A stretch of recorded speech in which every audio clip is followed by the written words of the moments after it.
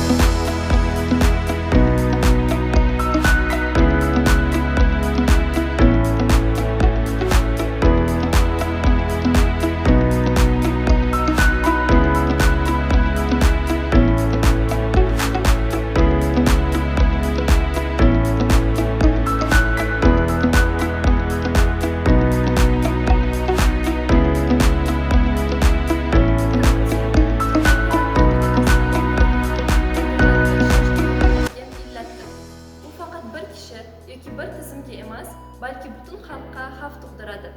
Shuning uchun ham korrupsiyaga qarshi kurashish barchamizning burchimizdir. Bugungi tadbirlardan maqsad vatanimiz va universitetimizda korrupsiyaga qarshi olib borilayotgan islohotlar haqida talabalarni xabardor qilishdan iborat.